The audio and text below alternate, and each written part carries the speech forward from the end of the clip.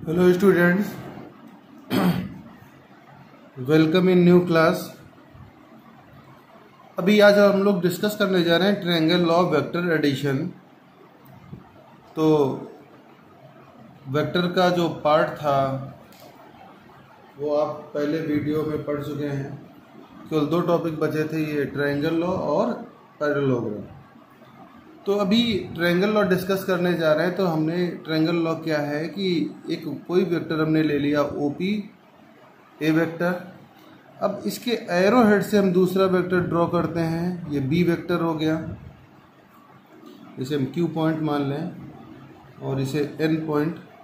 तो ये P Q vector हो गया इसके एरो हेड से, और लास्ट में रिजल्टेंट हो गया जो ओपी वेक्टर का इनिशियल पॉइंट और पी क्यू वेक्टर का फाइनल पॉइंट मिला दिया। तो ये ए वेक्टर था, ये बी वेक्टर था, तो ये आर वेक्टर हो गया। तो यहाँ पे हमने क्या किया कि नॉर्मल डाल दिया और इसको इससे मिला दिया। ये एंगल थीटा हो गया, ये एंगल कितना हो गया 90 डिग्री। तो हमें रिजल्टेंट आर निकालना है। तो यहाँ पे हम देख सकते हैं इन राइट ट्रायंगल जो आपका बन रहा है ये ओ एन क्यू। तो in right triangle O N Q Pythagoras theorem लगाएंगे। तो ये रिजल्टेंट हमें चाहिए ओ क्यू। तो ओ क्यू वेक्टर का होल स्क्वायर इक्वल टू कितना हो जाएगा ओ एन का होल स्क्वायर प्लस ये कितना हो जाएगा एन क्यू का होल स्क्वायर।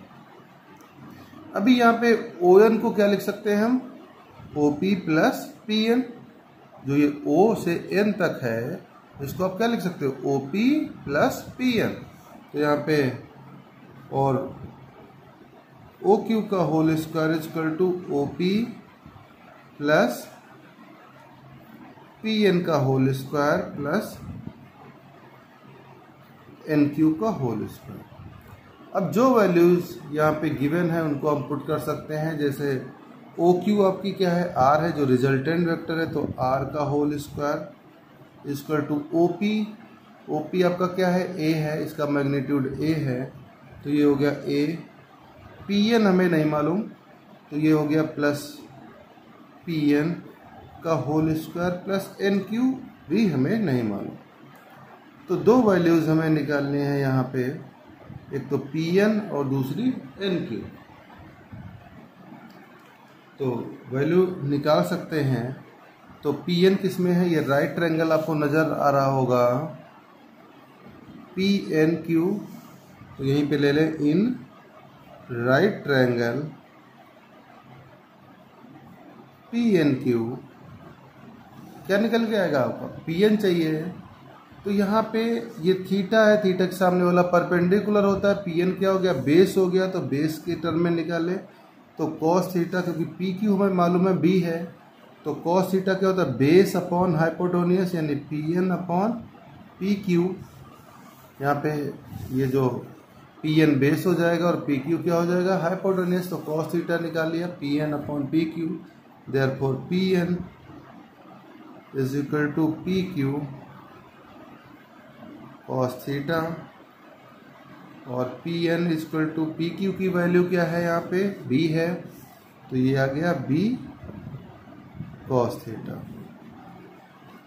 ये पी एन आपका निकल आया बी कॉस थीटा। अब दूसरी वैल्यू हमें किसकी चाहिए, एन क्यू। तो एन क्यू भी इसी राइट ट्रायंगल में परपेंडिकुलर है पी एन क्यू में। तो again in right triangle P N Q. तो एन क्यू चाहिए, तो एन क्यू आपका क्या है, परपेंडिकुलर है, तो साइन के टर्म में देखेंगे। तो साइन थीटा इक्वल टू क्या होता है, परपेंडिकुलर अपॉन हाइपोटेन्यूज। तो परपेंडिकुलर हो गया एन क्यू और हाइपोटेन्यूज हो गया पी क्यू। तो ये हो गया आपका N Q upon P Q. Therefore N Q equal to P Q sine theta, और N Q equal to P Q same वही बी साइन थीटा। तो ये वैल्यू हमें मिल गई एन क्यू और ये पी एन। इसको मान लीजिए क्वेश्चन नंबर 1। अब ये वैल्यू इसमें पुट कर दें, तो put the value of N Q and P N in equation first, then we get यहाँ पे आर इस इक्वेशन फर्स्ट क्या है, R square is equal to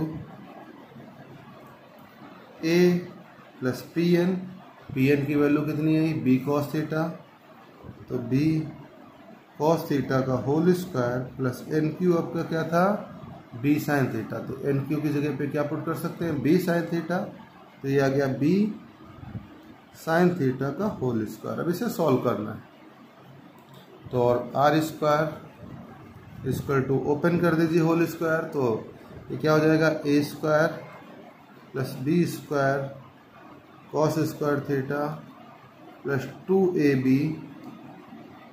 cos theta, ये मिल गया, और प्लस ये मिल गया हमें B square sine square theta.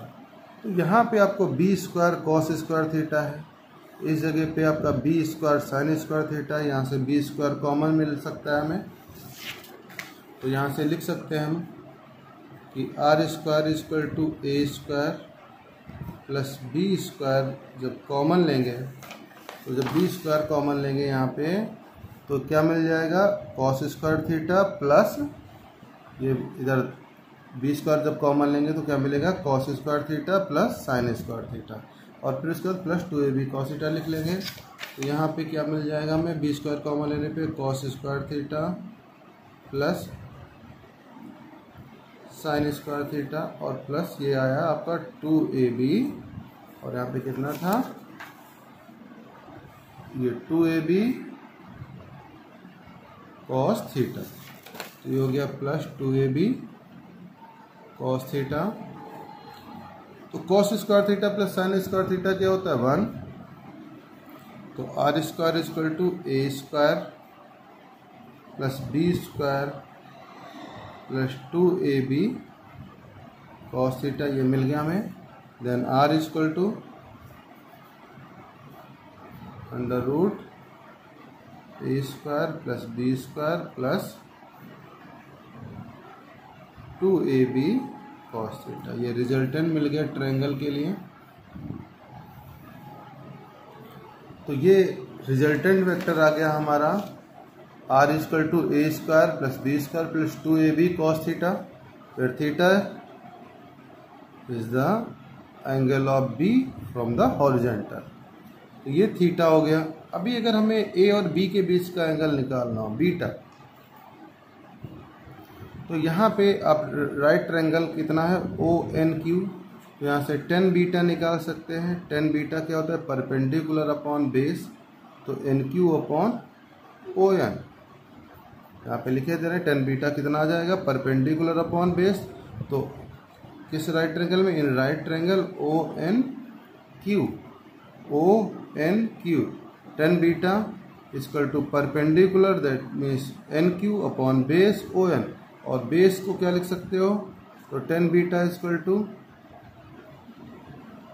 यहाँ पे कितना आ जाएगा, N Q upon O P plus P N, ये वैल्यू आपको सबको पता है। तो यहाँ पे अब ये मैंने केवल समझाने के लिए, क्योंकि डायग्राम पास में था तो ये समझा दिया, अब यही उधर लिख देते हैं।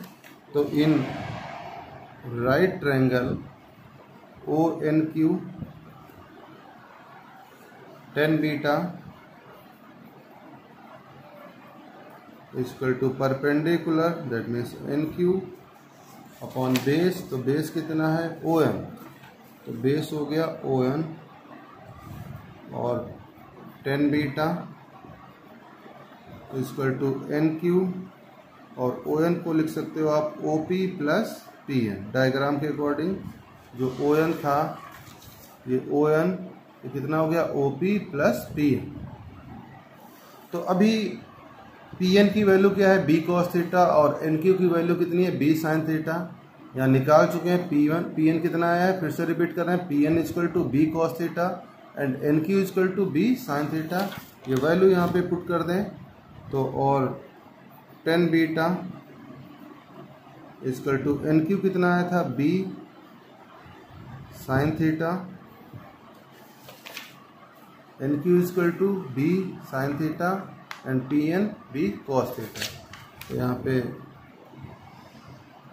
ओ N plus B cos theta, और ओ एन की वैल्यू आपकी कितनी थी यहाँ पे, O P plus P N, O P की वैल्यू कितनी थी ए, सॉरी यहाँ पे ओ पी आएगा और ओ पी की वैल्यू कितनी थी ए। तो और tan बीटा इक्वल टू मिल गया हमें B sine theta upon A plus B cos theta, therefore beta equal to tan inverse B sine theta upon A plus B cos theta. तो ये मिल गया हमें बीटा। ये ट्रायंगल लॉ कंप्लीट हो गया। अभी पैरेललोग्राम लॉ जो देखेंगे वो ट्रायंगल लॉ के बिल्कुल सेम है।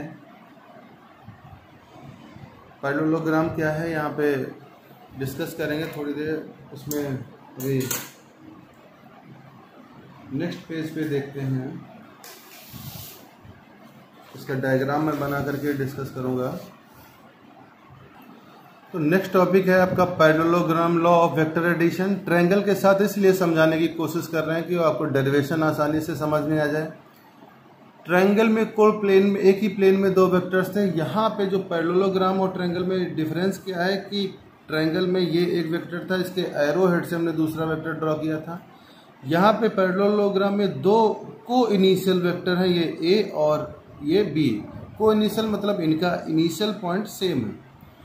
तो वहाँ पे जब मैंने ए वेक्टर ड्रॉ किया था, बी वेक्टर, तो रिजल्टेंट इनिशियल टू फाइनल था। बट यहाँ पे जो रिजल्टेंट होगा वो इन दोनों का जो रिजल्टेंट है को इनिशियल वेक्टर के डायगोनल को रिप्रेजेंट करता है। तो यहाँ पे सेम इसके पैरेलल एक लाइन ड्रॉ कर लें और यहाँ पर इसके पैरेलल एक लाइन ड्रॉ कर लें। बिल्कुल पैरेलल लाइन जाएगी, ध्यान रखना, डायग्राम का ध्यान रखना है आप लोगों को। और यहाँ पे ये रिजल्टेंट होगा वो इनके डायगोनल को शो करेगा। यहाँ पे मैं ड्रॉ किए दे रहा हूँ, ये इनका रिजल्टेंट हो जाएगा। ये रिजल्टेंट हो जाएगा, ये हो जाएगा आर वेक्टर जो कि इसके डायगोनल को रिप्रेजेंट कर रहा है, ये क्यू हो गया। तो सेम वही यहाँ से क्या करते हैं, इसको हमने बीटा मान लिया और ये एंगल हो गया थीटा। तो यहाँ से एक नॉर्मल डालेंगे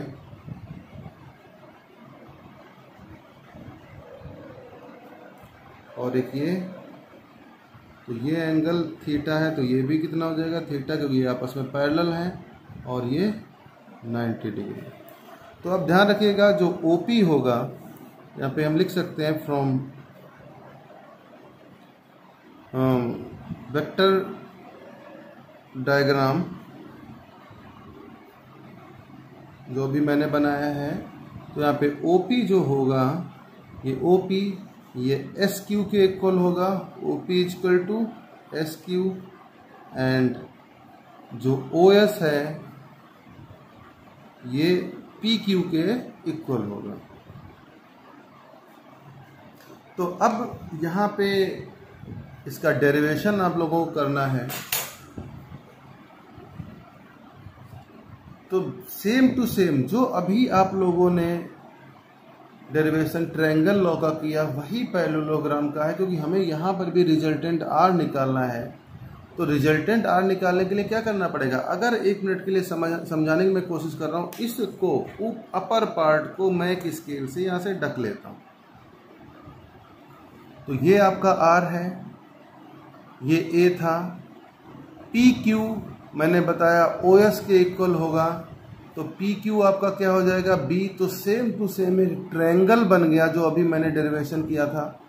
तो सेम टू सेम उसी डेरिवेशन की हेल्प से आप लोग यहाँ पे R की वैल्यू निकाल सकते हो।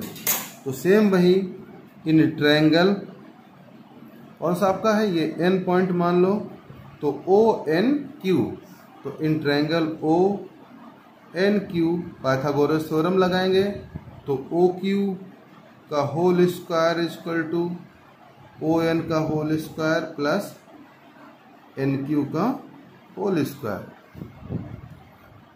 ON को सेम वही OP प्लस PN लिख सकते हैं और OQ का whole square equal to OP plus PN का होल स्क्वायर प्लस NQ का होल स्क्वायर। अभी OQ आपका कितना हो गया R, OP कितना हो गया A, PN और NQ नहीं मालूम है, तो PN निकालने के लिए यहाँ पे ट्रायंगल कौन सा लेंगे, OPNQ, यहीं पे साइड में निकाले दे रहे हैं। इन राइट ट्रायंगल PNQ, तो यहाँ पे PN बेस हो गया, तो cos थीटा इक्वल टू क्या हो जाएगा, बेस अपॉन हाइपोटेन्यूज, अभी मैंने समझाया same to same. Then PN equal to कितना आ जाएगा, PQ cos थीटा। अब यहाँ पे ध्यान रखना है, हियर